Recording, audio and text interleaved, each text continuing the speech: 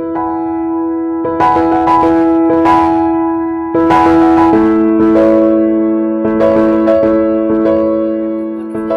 to your work week.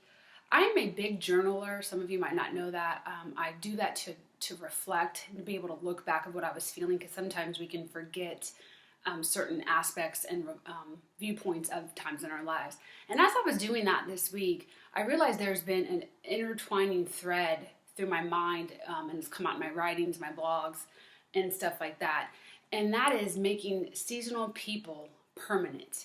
And what I mean by that is, like, as I spoke about a couple weeks ago, we have to reflect and evaluate our relationships and situations around us. And I don't know about you, but I've had people come in and out of my life. Some that have been there for a moment, some that have been there for years, and they end up disappearing. And it's hard to kind of go through, and you kind of wonder why. But as I have grown this past year, especially, I've done a lot of self-reflection and just really monitoring these relationships. And I realized that obviously not everyone that we come into contact with is meant forever. There are seasonal people, and they are meant to teach us a lesson or bless us at that time and to move on.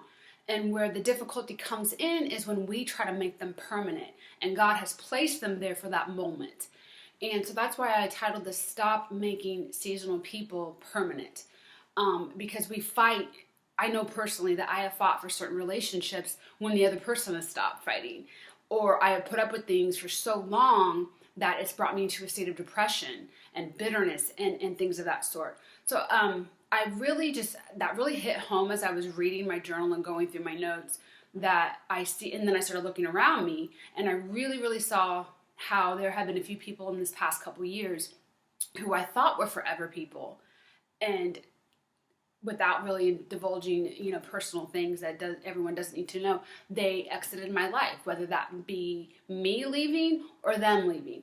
But one thing I am thankful, and one thing I stopped doing is really trying to fight for that. I'm prayerful about that relationship, and if God gives me peace on them exiting or me exiting, I let it happen. Because too many times I have, and I'm sure others have, truly just held on to something that was toxic. Or we've prayed for situations and we prayed ourselves out of situations that we turn around and put ourselves back in.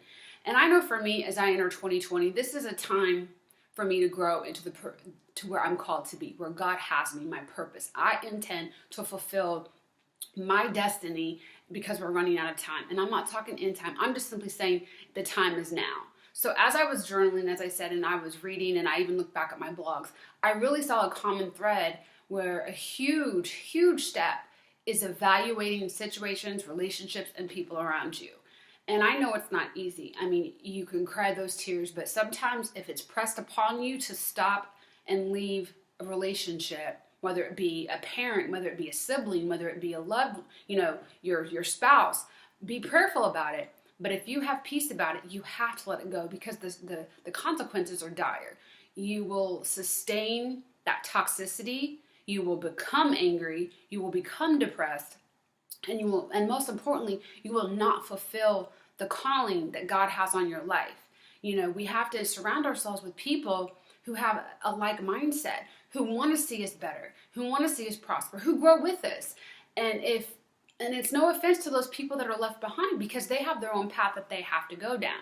And I really just wanted to take a few moments to challenge everyone as we are well into 2020, to really reflect on those around you, your circle, your tribe, those that you really tend to spend the most of your time with.